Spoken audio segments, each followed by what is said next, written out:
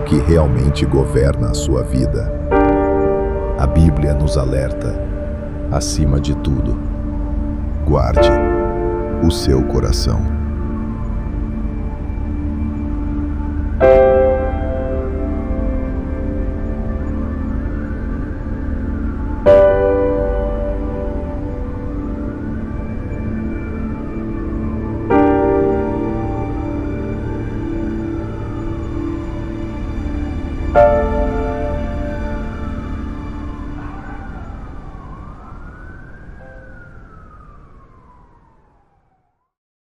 Irmãos, nós vamos iniciar então, como eu disse, essa série, onde nós vamos abordar o tema de saúde emocional, e o título da série é Guarde o Teu Coração, amém?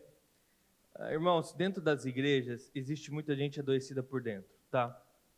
Mente acelerada, culpa, vergonha, trauma, carregando muito peso em sua alma, as famosas depressão e ansiedade, né? E muitas vezes, na verdade, quase a maioria das vezes, essa pessoa por fora ela está sorrindo, ela está acenando, ela está cantando, ela muitas vezes está conversando, mas por dentro está vivendo esse grande drama no seu coração, na sua alma, não é? Talvez porque aprendeu que isso é fraqueza e se acha uma pessoa fraca e não quer parecer ser fraca diante dos outros, ou porque aprendeu que isso é coisa de gente sem fé, não é? O ponto é que essa dor sempre fica em silêncio, as pessoas vão carregando e arrastando essa dor nos seus corações. Não é? Hoje, na palavra, obviamente, a nossa ideia aqui é romper esse silêncio, não é, dentro da igreja, nomear aquilo que tem doído em nossos corações, enxergar o Cristo que desce para nos trazer restauração e cura e compaixão, e também entender um pouquinho como nós devemos agir, aquilo que está dentro da nossa responsabilidade. Tá? E para isso nós vamos caminhar em três... Pega para mim meu passador de slide, acho que eu esqueci em cima da mesa. Nós vamos caminhar em três pontos, tá bom? O primeiro ponto vou chamar de o tabu, que é essa censura que existe dentro de muitas comunidades cristãs ou do meio cristão, onde falar sobre esse tema vamos dizer assim, é quase que proibido. Valeu, brigadão. É quase que proibido. Então nós vamos falar um pouquinho sobre esse tabu. Depois nós vamos falar sobre o Cristo que desce, não é? Na verdade, que desceu, que veio ao nosso encontro, trazer restauração. E por fim, o nosso terceiro ponto, nós vamos falar sobre o caminho que devemos percorrer, não é? Dentro dessa situação. Então, 3 pontos, nós vamos ver um pouquinho de forma ampla aqui esse assunto, e ao longo das semanas nós vamos se aprofundando em algumas partes dele. Amém?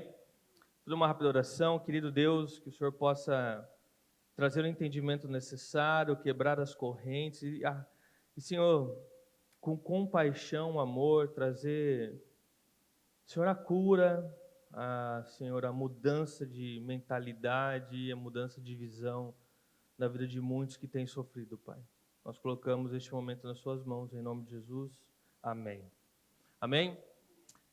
Vamos começar então no primeiro ponto aqui, que é o tabu, ou seja, essa censura que existe dentro do meio cristão sobre saúde emocional, não é?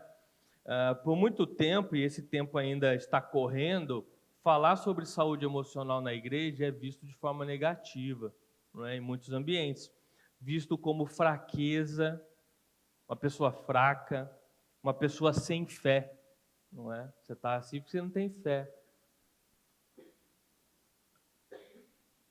E o resultado disso é que muita gente se afasta dos cuidados necessários, né? O cuidado da própria igreja, o cuidado pastoral, da liderança, e se afasta também, quando necessário, do cuidado médico, não é? Do cuidado médico, do cuidado clínico, acreditando que levar à frente, não é, esses sentimentos, essa emoção, esse problema, significa ir contra a própria fé. Não é?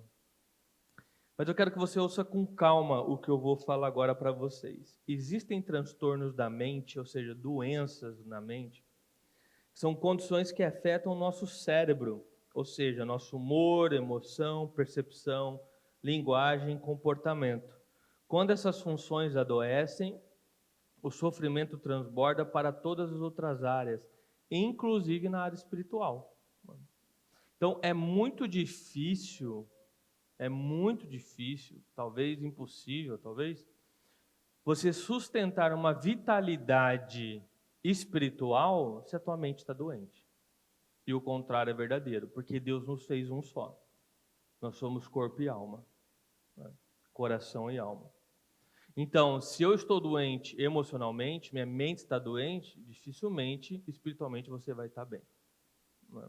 Por quê? Porque com a mente doente, a pessoa passa a se enxergar o mundo e enxergar o próprio Deus através da lente da sua dor, do seu problema, não é? Da sua depressão, do seu transtorno, da sua fobia, do seu trauma. Não é? Ela usa essa lente agora para enxergar o mundo, enxergar Deus, enxergar as pessoas. E isso vai isolando essa pessoa e distorcendo a imagem que ela deveria enxergar. Então é alguém com um óculos quebrado, com uma lente do óculos, a lente quebrada, pintada, ou seja, você não enxerga mais as coisas como deveria enxergar. Agora existe uma lente entre o seu olhar e o mundo e Deus, e você agora enxerga as coisas de forma deturpada.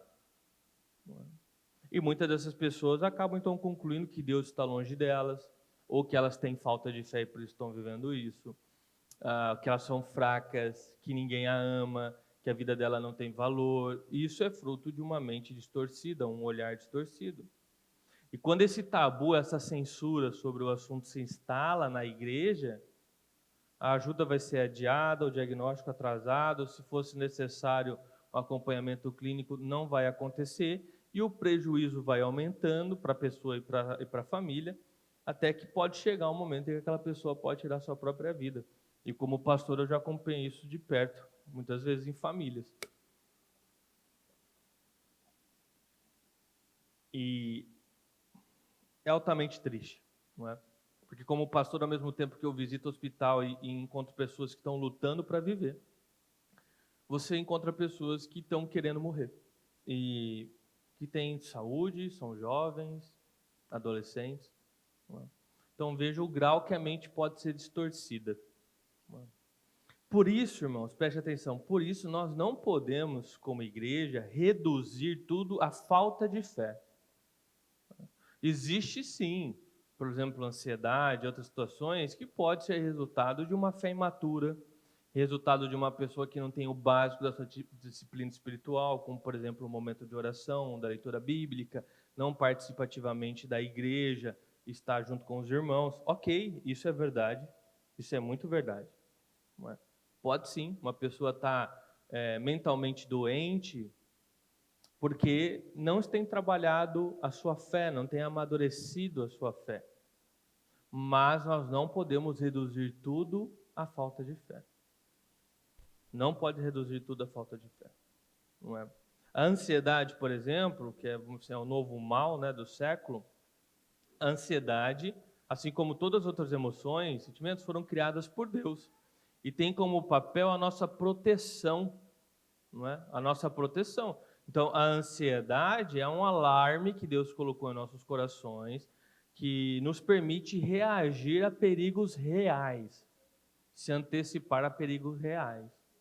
Assim como o medo. O medo pode nos aprisionar, mas imagina uma pessoa sem medo, ela se mata em um dia. A pessoa que não tem medo, a pessoa que vai dirigir de forma irresponsável, fazer uso, não é, da comida de forma irresponsável, vai ter um infarto rapidamente, não tem medo de morrer. Não é? Então veja, os sentimentos e emoções foram criados por Deus, são bons. O que acontece é que quando eles adoecem, eles extrapolam os limites ao qual eles foram criados e eles nos dominam. Então esse alarme, como por exemplo o alarme da ansiedade, ele fica emperrado e ao invés de tocar somente quando for necessário para a nossa preservação, ele está tocando a todo instante. A todo instante. Não é? E aí nós já paramos de falar de um sentimento normal, de um sentimento comum, e começamos a falar sobre uma doença. Não é? Sobre uma mente, sobre um cérebro adoecido. Não é? Aí já é uma situação muito diferente. Não é? E muitas vezes, ou é necessário, em algumas vezes, tratamento clínico. Tá? Tratamento clínico. Outra coisa que eu não gosto, que eu vejo muitas vezes nas igrejas, são frases de efeito, de impacto para esse tipo de problema.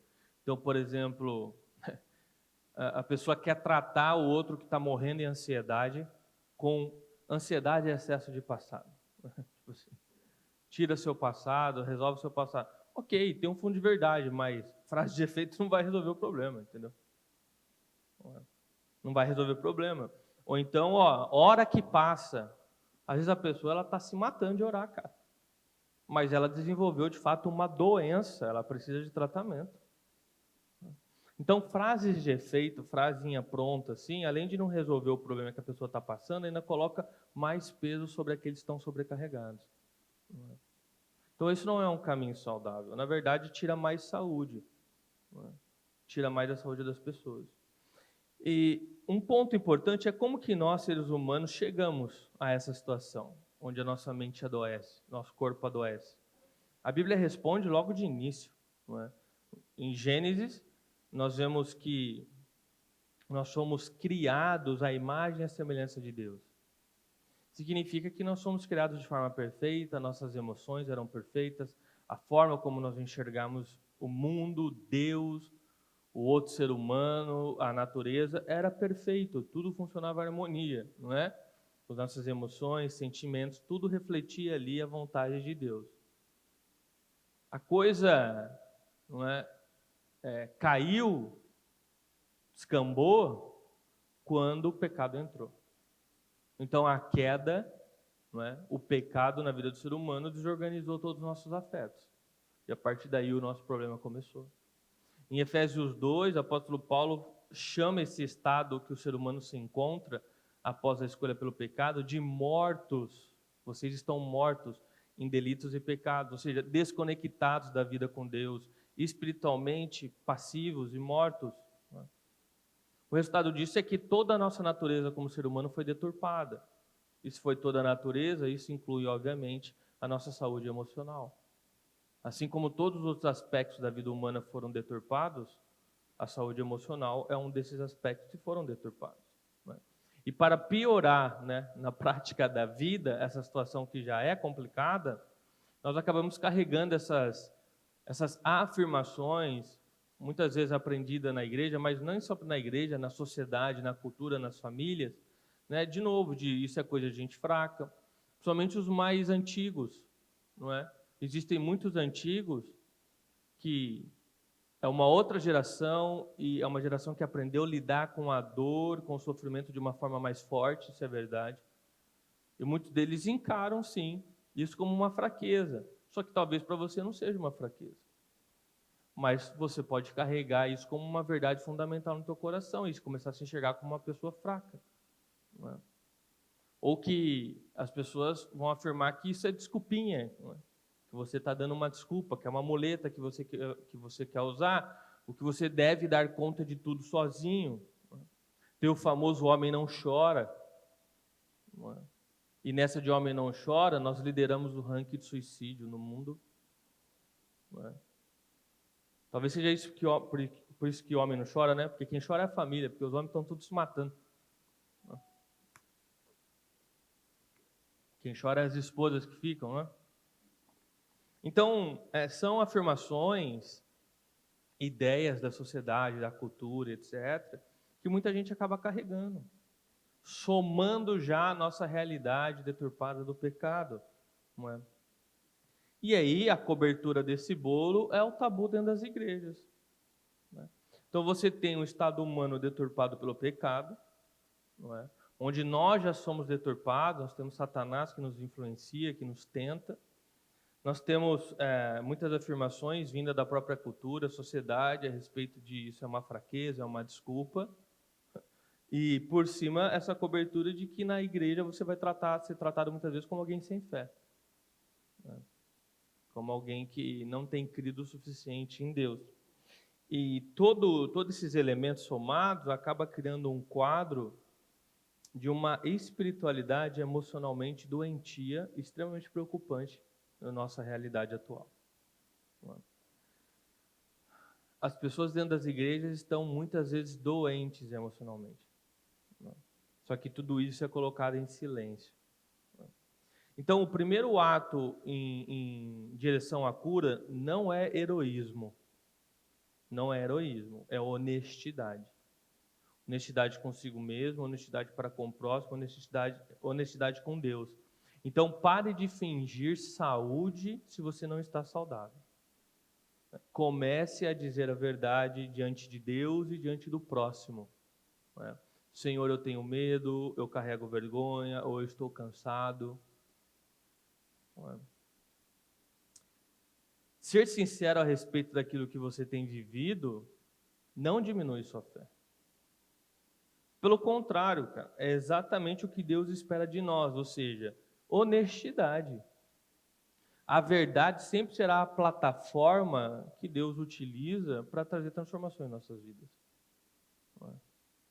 Então, honestidade e sinceridade faz parte da vida do cristão. Então, se você não está bem, seja sincero em suas orações, seja sincero com a sua liderança, com as pessoas ao seu redor que podem te ajudar. Não finja a saúde se você não está saudável. Quem vai pagar essa conta no final? Você e aqueles que te amam. Tá? E no final das contas, Deus já conhece teu coração, Deus conhece tua mente, Ele conhece a palavra antes de sair da sua boca. Você pode achar que está escondendo alguma realidade de Deus, quando na verdade Deus está vendo muito mais do que você mesmo vê sobre a sua realidade. Tá? Bom, então eu creio que ficou muito claro, ou pelo menos se não ficou, quero esclarecer agora. A queda, o pecado, explica o nosso adoecimento, explica o mal nas nossas vidas, inclusive adoecimento mental. E o tabu em muitas igrejas, essa censura acaba afastando as pessoas dos cuidados necessários. A boa notícia é que Deus não nos abandonou à própria sorte. Não é? Deus não nos abandonou à própria sorte, mas Ele veio até nós oferecer esperança e restauração. E aqui nós podemos caminhar para o nosso ponto 2, que é o Cristo que veio nos salvar.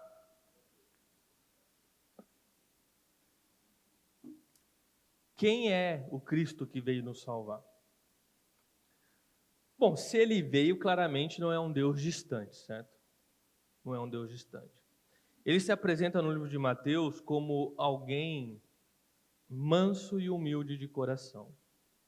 Significa que o seu gesto natural, o seu impulso natural, não é dedos que acusa, mas braços que acolhem. Ele se apresenta assim. Outra questão interessante, linda, a respeito dos relatos do que nós temos, da forma como Cristo se apresenta, é que Ele se deixa ser encontrado justamente pelos cansados, sobrecarregados, e que Ele veio justamente pelos doentes. Doentes de alma, doentes do espírito, doentes pelo pecado. Tanto que nós temos o famoso versículo também em Mateus, que é vinde a mim, todos estão cansados, sobrecarregados. É um chamado, é um convite amoroso. Ele também se apresenta na Bíblia, em Hebreus, como alguém que conhece as nossas fraquezas, porque as experimentou. E também se apresenta em João como alguém que nunca irá lançar fora seus filhos. Quando nós vamos a Ele, nós nunca seremos lançados fora. Não é? E talvez a maior demonstração e o maior exemplo de quem Ele é que Ele escolheu de forma voluntária morrer no teu lugar, para que você tivesse a possibilidade de viver uma vida restaurada e a possibilidade de experimentar a salvação. Não é? Talvez esse seja o maior gesto que demonstra o teu coração manso e humilde. Quando você lê os relatos bíblicos, os relatos das testemunhas oculares, documentos em paralelos, você vê que isso se comprova na prática. Cristo sim, Jesus Cristo sim, se mostra alguém que sente e age por compaixão, alguém que chora com o que chora, se indigna contra o mal, caminha junto. Ou seja, o Cristo, o nosso Senhor Salvador, é alguém que sente e por isso cuida. E Ele cuida de nós. Não é? Mas como que Cristo cuida de nós? Não é? Claro que de diversas formas, e nós vamos ver também ao longo aqui da nossa conversa, que com cada pessoa ele se apresenta de uma forma e ele traz uma maneira de cuidado. Mas para nós tentarmos traçar aqui algumas bases mais sólidas, eu trouxe 4 pontos, né, de como Cristo cuida de nós, cuida da nossa alma. Tá? O primeiro ponto é que ele chega e permanece.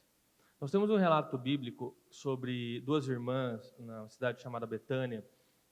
O nome delas era Marta e Maria, e elas estavam chorando o luto do seu irmão, que havia morrido, obviamente, que chamava Lázaro. Talvez você nunca ouviu falar de Betânia, nem de Marta e Maria, mas de Lázaro provavelmente você ouviu, porque é alguém muito conhecido na Bíblia, não é? E quando nós vemos Jesus, primeiro nós vemos Jesus chegando no local, não é? E quando ele chega, nós não vemos alguém que está apressando o luto das irmãs, nós não vemos alguém que está apontando o dedo e fala, enxuga a lágrima, né? Levanta a cabeça, a vida é assim, paciência, pessoas nascem, pessoas morrem, não é? Nós não vemos de nenhuma forma Cristo diminuindo a dor delas, o luto delas. Não é? Nós vemos alguém que se achega, permanece ao lado, demonstrando profunda compaixão, alguém se compadecendo, ou seja, sofrendo junto. Tem outro relato também no Novo Testamento, nos Evangelhos, onde nós temos duas pessoas caminhando em direção a uma aldeia chamada Emaús. E eles estavam tristes, estavam desanimados, e nós vemos que em determinado momento do caminhar deles, Jesus Cristo, não é, se aproxima deles e passa a caminhar junto com os dois. Ouve suas histórias, ouve seus questionamentos, caminha até chegar no destino daqueles homens, vai até a casa deles, ceia com eles. Não é? Então, de novo, cenas como essas aparecem constantemente na vida de Jesus, nos relatos bíblicos. Não é? A presença de Jesus, ela é real, ela é presente e é um comunicado, tipo, a sua dor importa, não é? Você importa. E mais importante, talvez, ou de igual importância, é você não está sozinho. Eu estou caminhando com você na sua dor. Na sua dor, eu estou ao seu lado. No seu luto, eu sou seu ombro. Então, a primeira forma que Deus cuida de nós é a presença, é permanecer, é estar ao nosso lado. E nós sabemos que em momento de grande dor, muitas vezes a presença de alguém nos apoiando, ou pelo menos se compadecendo ali conosco, é muito mais importante do que qualquer coisa que a pessoa poderia falar. Não é? A segunda forma que ele cuida de nós é que ele diz a verdade. Não é? Jesus sempre vai carregar nos momentos oportunos, não é? E você vai entender o que eu quero dizer ao longo aqui dos momentos oportunos, verdades que trazem vida e acalmam o nosso coração. Não é? Em Betânia, nós temos Marta e Maria chorando a morte do seu irmão. É a mesma situação, as duas estão de luto, o irmão morreu. Mas cada uma delas recebe um cuidado diferente. Não é? Marta precisava de afirmações. Então, para ela, Jesus declarou, eu sou a ressurreição, eu sou a vida. Você crê nisso?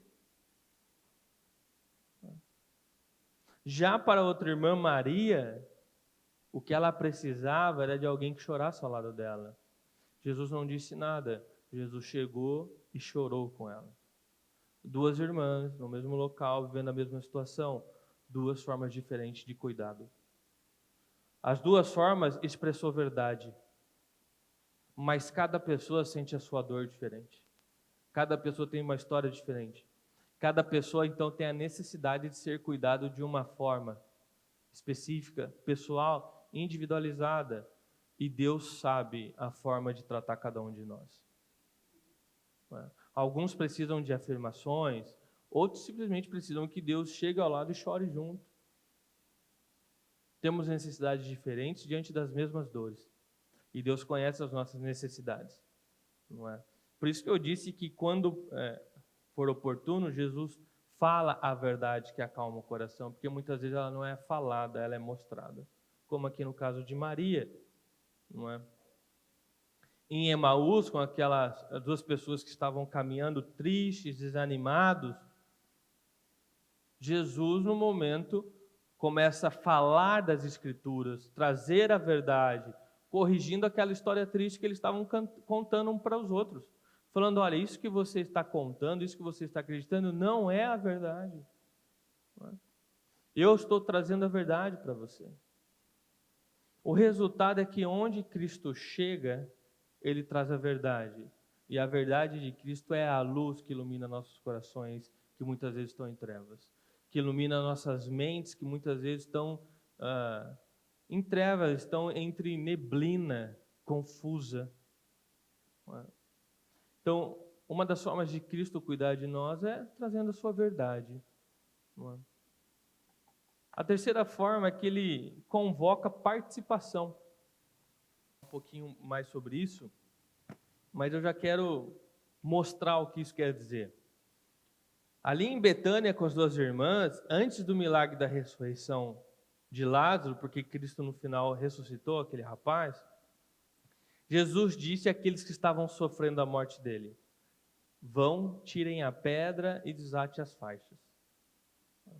É como se ele dissesse, olha, eu vou fazer aquilo que Deus pode fazer, aquilo que somente Deus pode fazer. Eu posso entrar com um milagre, mas façam vocês aquilo que está ao alcance de vocês. Vai, tira a pedra e desata ele. Significa que nós temos que fazer aquilo que nos cabe fazer. Que nos cabe fazer. Então, buscar a Deus em oração, apresentar a Ele as nossas petições, responsabilidade sua. Você deve buscar Deus em oração. Não dá para você terceirizar suas orações. Tira essa pedra. Isso dá para você fazer. Chamar liderança, pastores ou irmãs sérias, que podem ser ombros, amigos e canais por onde Deus vai falar suas verdades, não é? Que vão orar junto com você, chorar junto com você, é algo que você pode fazer. E isso está à distância de um dedo, muitas vezes, porque você pode mandar uma mensagem. Não é? Em caso seja necessário, você também pode buscar ajuda médica, marcar a consulta, tomar o remédio. Você sabe que muitas vezes eu fiz funeral de pessoas, aqui eu estou falando de forma geral, tá? Não somente saúde emocional. Pessoas que por conta própria pararam de tomar os remédios que os médicos pediram. Eu já fui funeral de pessoa que morreu de coração porque a pessoa parou de tomar um remédio de coração.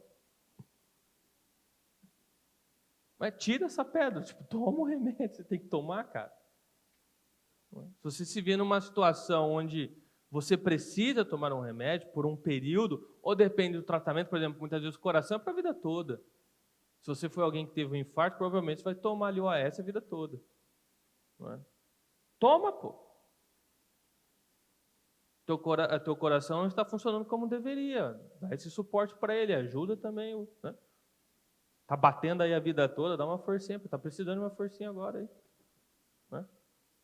Então, tome o remédio quando necessário. Entenda, ó, Deus aponta e abre a porta, mas cabe a você andar até ela e atravessá-la. Tá? Cabe a você, cabe a mim. Né? E por último, Ele nos põe em família. Quando Cristo nos salva, quando Ele chega até nós, transforma nossas vidas, Ele nos coloca dentro de uma família, que é a igreja. A igreja é a nossa família espiritual, irmãos e irmãs. E nós nos reunimos em comunidades. Aqui é uma das comunidades. Não é? Uma das comunidades. Nós temos a igreja de Deus, ela é universal.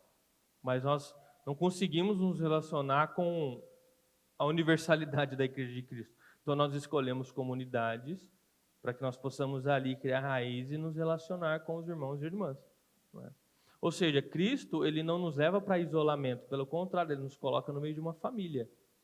O isolamento é a pior coisa, principalmente para quem está doente emocionalmente. Muito embora para quem está doente emocionalmente ou passando por um período de dor, como o período do luto, ficar isolado é algo que nós queremos, é algo que piora a nossa condição.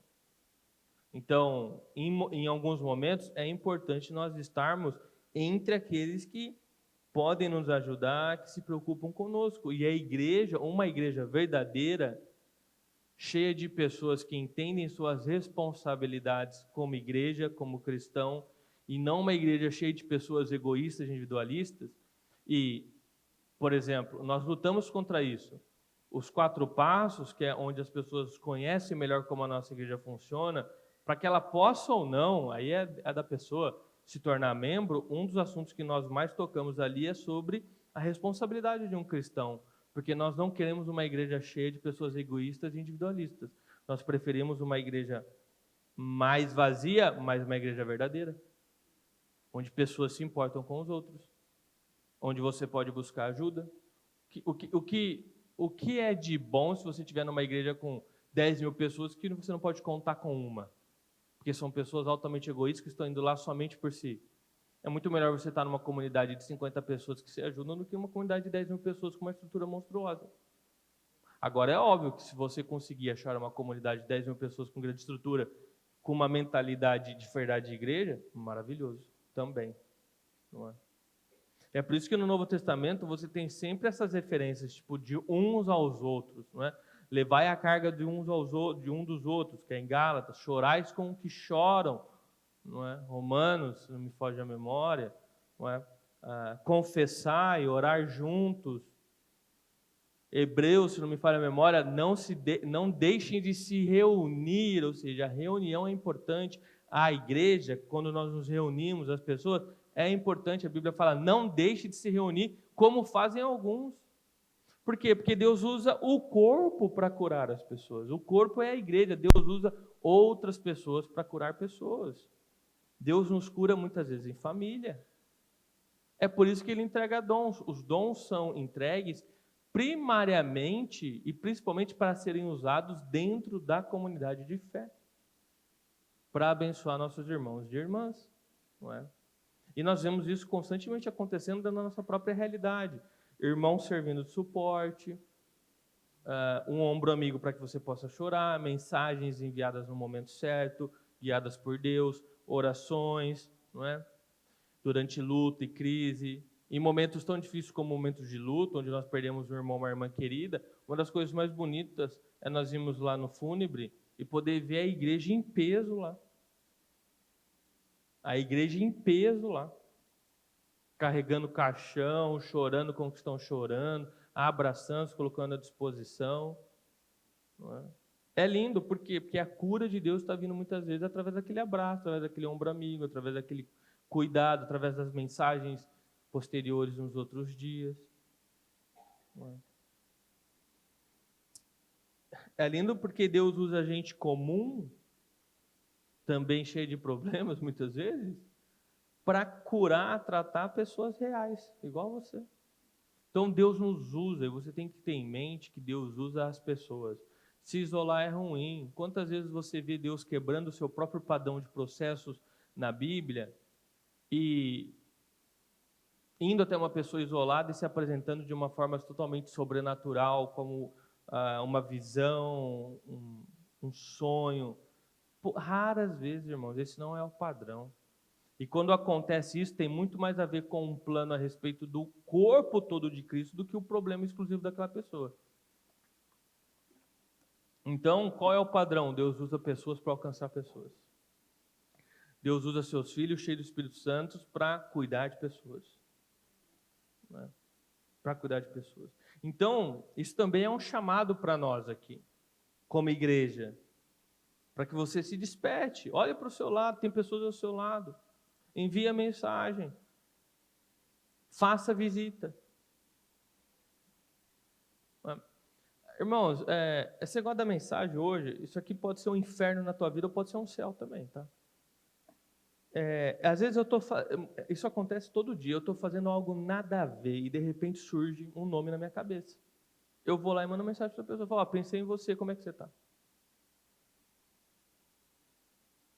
E, irmão, incrivelmente, várias vezes as pessoas dizem, nossa, pastor, eu estava realmente precisando de uma mensagem, eu não estou bem, passando por isso, por aquilo. E você inicia todo um processo de cura e restauração na vida da pessoa, porque você investiu 6 segundos da sua vida em destravar teu celular, escrever, oi, pensei em você, tudo bem? Então se desperta, irmão, deixe de fora esse grande egoísmo e individualismo. Não é? É claro que nós estamos na igreja para desenvolver nossa salvação, nós temos nossos pedidos, nossas deficiências e necessidades, mas nós fazemos parte de uma igreja, uma comunidade. A pessoa ao seu lado pode ter o mesmo problema que você está passando, ou um outro problema que você já passou e venceu, e você pode ser a ferramenta para que Deus cure aquela pessoa, Deus restaure aquela pessoa. Então se atente a isso, se atente a cumprimentar aqueles que nos visitam. Se a pessoa veio até a igreja, irmão, ela está passando por alguma coisa, tá? Ninguém não é normal, não é? Pode acontecer, mas não é normal. A pessoa está no melhor momento da vida dela, fala, nossa, eu preciso de uma igreja agora. Quando as pessoas vão até a igreja, é porque elas, de alguma forma, reconheceram, eu preciso buscar Deus. Eu preciso buscar Deus. Então, a pessoa que entra aqui, irmão, ela tá esperando isso. E quem são os responsáveis? Os filhos de Deus, tá? Os filhos de Deus. Olha, eu posso me arriscar a dizer que 100% das pessoas que estão firmes na fé, crescendo, se desenvolvendo, não pessoas perfeitas, sem problemas, mas pessoas que estão firmes caminhando, é porque alguém dedicou tempo na tua vida ou ainda dedica muito tempo na sua vida em ser esse ombro amigo, em ser essa mensagem que chega no momento certo. Por que não você ser essa pessoa na vida de alguém? Por que você guardar isso? Você não foi tremendamente ajudado? Por que não ser a ajuda de alguém? Por que não ser a resposta de oração em alguém? Nós estamos muitas vezes fechados nos nossos afazeres, né? Mas como eu disse, às vezes basta 10 segundos do seu dia. Ou 1 minuto na saída da igreja você cumprimentar alguém que você não conhece. Tá? Irmãos, é incrível o quanto as histórias podem mudar quando irmãos cuidam de irmãos, quando a família cuida da família. Não é? Agora, eu quero dar uma cutucada, talvez, na verdade, adicionar uma camada a mais aqui. Talvez muitos de vocês possam estar se perguntando, porque eu estarei me perguntando, não é? Cara, se Deus veio, Cristo veio para nos restaurar e tal, por que eu ainda preciso de medicação ou terapia em alguns momentos? Não, simples, de novo, porque Deus criou processos, tá? O corpo humano, as coisas acontecem em processo. Ninguém adoece da noite para o dia e ninguém se cura da noite para o dia. Tá? As coisas acontecem em nossas vidas em processos. Tá? E muitas vezes esse processo pode incluir ajuda médica, remédios, acompanhamento clínico. É engraçado porque assim, quem tem pressão alta, o que essa pessoa faz? Ela ora, mas ela segue o tratamento. Ela busca o médico. A pessoa quebrou o braço, o que ela faz? Ela ora, mas ela bota o gesso. A pessoa está doente, o cérebro está doente, a mente adoeceu. Ora e faz o tratamento. Para mim é confuso. Muitas vezes esse tabu, essa dificuldade, é como se as pessoas olhassem o corpo humano e falassem, olha, o cérebro é mais um órgão que nós temos. Um dos órgãos mais importantes, é onde está a nossa identidade, nossa mentalidade, nossa consciência. Não é? Mas não, o cérebro ele é um órgão, mas ele é um órgão diferenciado. Ele não pode ficar doente. Todos os outros podem ficar doentes. Agora, se o cérebro adoecer, não, aí já é a fraqueza, né? Então, o teu coração foi fraqueza. É fraqueza tua, você tem falta de fé, irmão. Hora que passa. Deixa de tomar seu remédio aí do coração. O médico fala para você, a gente vai precisar fazer um cateterismo. Não. Isso é fraqueza, falta de fé. Não faça o cateterismo. Não existe isso, pô. Você confia em Deus, ora, confia, mas segue o tratamento. Por quê? Porque Deus age também através do tratamento. Ou você acha que não é benefício para a humanidade Deus ter capacitado homens e mulheres com inteligência suficiente para desenvolver tratamentos para nós?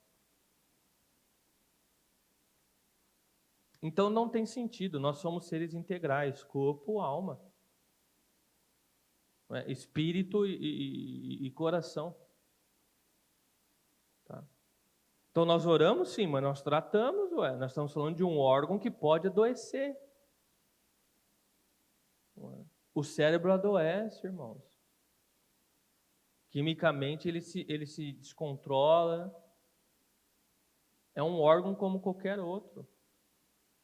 Tá? E outra, a Bíblia, o Evangelho nunca se opôs à medicina. Nós vemos na Bíblia as pessoas usando óleos para tratar feridas, especiarias, vinho para tratamento. Nós vemos pastas medicinais, como por exemplo ali na cura de Ezequias. Nós vemos orientações de caráter médico, como Paulo dando orientações para o problema que Timóteo tinha de saúde. Nós temos Lucas, que escreveu um dos evangelhos, que ele é um médico amado, ou seja, a comunidade cristã incluía, respeitava e valorizava os médicos. Aceitava seus tratamentos. O que aconteceu que agora? Não vou aceitar o tratamento. Tratamentos para o teu cérebro, irmão, porque no final nós estamos falando de um órgão, de um cérebro, não é? E dentro dele tem a nossa mente, que ela pode adoecer. Não diminui a fé de ninguém. Pelo contrário, reconhece que Deus usa esses processos para nos ajudar. Não é? E são processos, irmãos. Às vezes você está lutando anos aí por uma situação que, se você se submetesse a um tratamento que muitas vezes não tem remédio, tá? Em 3 meses você estava livre. Em 3 meses você estava livre, tendo uma qualidade de vida muito melhor. Não é? Agora, ok, entendemos que Deus cuida de nós, como Ele cuida, e agora rapidamente eu quero caminhar aqui com vocês sobre o que nos cabe fazer enquanto Deus está cuidando de nós, tá bom? Que aí eu vou chamar de o caminho. A Bíblia responde sem conflitos, tá? Deus age soberanamente e nós respondemos de forma responsavelmente. Tá? Então entenda, não há uma competição, é uma cooperação. O mesmo Senhor que faz, nos manda fazermos.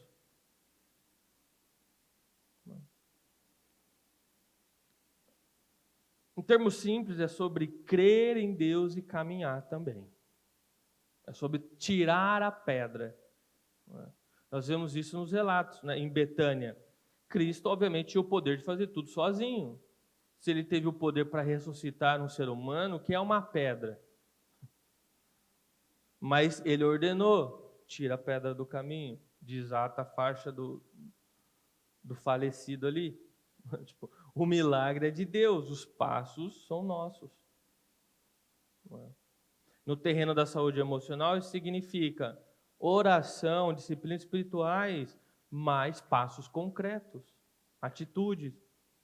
O vinde a mim não é uma ideia, é movimento, é uma ação. O lance sobre ele não é uma frase somente, é um ato de entrega, é uma movimentação. Não é? Chamem os pastores, a liderança, não é teoria, é um ato real, não é? É um contato real. Vá e se relacione. Se é sobre uma cooperação, significa que nós não devemos também cair em 2 erros, tá? Porque tem a pessoa que ela tem uma passividade piedosa. A pessoa está lá em berço esplêndido, né? Se Deus quiser, um dia eu melhoro. Não, aparentemente Deus está querendo, quem não está querendo é você, né? Não dá para você ser passivo, não é? Cristo não nos deixa sozinho. Ele trata, mas ele chama a nossa participação no processo. Até porque muitas vezes todas a nossa dor não é dispersada. Deus se utiliza dos momentos difíceis para nos trazer grandes lições na vida. Não é? E do outro lado, enquanto você tem o passivo, você tem o ativo, o ativista. Não é? Quer saber? Deus não faz logo, eu vou resolver do meu jeito. Vou resolver do meu jeito. Amanhã é na igreja, à noite é no passe. Eu vou em tudo. Se Deus está enrolando, eu vou dar meu jeito aqui. Eu vou tomar um passe, vou receber oração, a hóstia também é lá do padre, eu vou bater um tambor, eu vou fazer do meu jeito, entendeu? Eu vou acelerar aqui. Cara, Cristo não nos abandona, mas é Ele que dirige o processo, cara. Deus tem seu tempo, as coisas acontecem em seu tempo. Então, nenhuma nem outra. Tá? Nenhuma nem outra. Tá? Algo interessante é que a própria medicina reforça essa grande necessidade do ensino bíblico de agir. Agir é importante, se movimentar é importante, tomar decisões e puxar a responsabilidade daquilo que cabe a você a fazer dentro do tratamento do processo é importante. Por exemplo, vou pegar a dupla, não é? Depressão e ansiedade. Bom, na depressão e ansiedade, muitas vezes, o comportamento precede a cura. Então, muitas vezes a pessoa é curada não com remédio, é porque ela começou a fazer atividade física. Aliás, hoje já se fala muito sobre pessoas que estão num caso leve ou médio, a atividade física, uma alimentação saudável, tem efeitos iguais ou melhores do que o uso de medicação. Mas é uma responsabilidade que a pessoa puxa para ela tem que se iniciar, ela tem que começar a fazer algo, mudar a alimentação e etc. Não é? Então, a mudança, a ação, o comportamento precede muitas vezes o caminho da cura. Não é? Dessa forma, pequenas ações, muitas vezes, elas trazem significados de transformações gigantes. Então, iniciar uma rotina básica. Eu já enfrentei muitas vezes processos de uma melancolia, uma tristeza pesada. E você descobre que acordar e arrumar seu quarto ajuda muito, cara. Distrai a mente, você organiza o ambiente que você está, você já acorda com um propósito ali, uma primeira missão do dia, tá? Ter um contato com pessoas dentro do seu limite. Por exemplo, eu não consigo ter muito contato. Assim, tem pessoas que amam, igual esses dias. É muito normal a Grazi, um dia que ela está mais ociosa ou mais para baixo, ela, vamos sair, vamos ver alguém? Para mim é o contrário. Se eu quero ficar bem, eu não quero ver ninguém. Eu quero ficar ali no meu mundo, com as coisas que eu gosto, assistindo um seriado, jogando uma coisa, lendo, né? Então, cada um tem sua realidade, mas mesmo que menos, contato humano para mim também é importante, pô. Não é? Então, é importante você agir, não é? Você agir. Não é? Nós vemos muitas pessoas sendo curadas, e tratadas, transformadas, sabe através de onde? Do voluntário da igreja. A pessoa se torna voluntária da igreja, o que acontece? Ela se insere dentro de um meio social. Ela começa a fazer amigos dentro da igreja. E lembra que Deus usa pessoas? Esses amigos dentro da igreja começam a tratar essas pessoas. Ela se tornou voluntário e, na verdade, assim, o benefício era para a igreja, é da igreja, mas a pessoa está sendo mais beneficiada do que a igreja. Não é? Irmãos, eu creio que eu já trouxe um panorama geral aqui, muitas informações importantes. Eu quero concluir, então, a mensagem de hoje, né? Então, nós rompemos o tabu, essa censura que existe dentro de muito meio evangélico. É besteira, tá? Não caia nesse erro.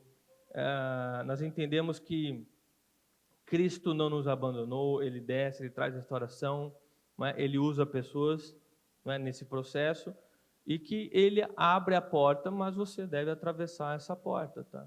Então, palavra, oração e ação, tá? E ação, não é?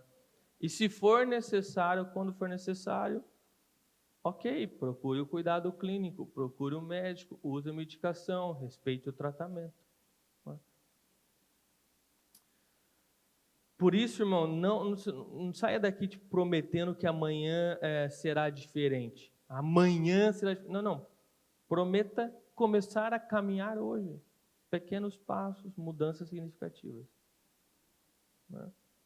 Muitas vezes você não vai se sentir melhor amanhã, mas começar a caminhar em direção à cura é o início da cura. Não é? Para nós terminarmos aqui, eu quero ler Efésios 2, 1, 5, que é justamente Paulo diagnosticando a nossa queda e o que isso significa, mas a salvação de Cristo, Cristo que veio para nos transformar. Então fala assim, vocês estavam mortos por causa da sua desobediência e dos seus muitos pecados. Éramos, por natureza, merecedores da ira, como todos os outros. Então, esse era o estado do pecado. Mas Deus é tão rico em misericórdia e nos amou tanto que, embora tivéssemos mortos por causa dos nossos pecados, Ele nos deu vida juntamente com Cristo e pela graça sois salvos. Ou seja, Cristo veio para nos trazer a possibilidade de viver uma vida diferente, de ter um propósito maior do que nós mesmos e ter uma esperança de que aqui não é o final. Amém? Ponto 1. Nós quebramos o tabu, então. A igreja fala da dor. Falar da dor é fé em ação. Damos nome ao que dói e abrimos um espaço seguro para serem cuidados. Feridos pelo pecado, restaurado por Cristo, Ele desceu para nos alcançar. Nele há perdão, presença e caminho de esperança. E 3, nossa resposta. Deus abre a porta, eu atravesso. Um passo de obediência por dia, com oração, a igreja e, se necessário, o tratamento. Não é?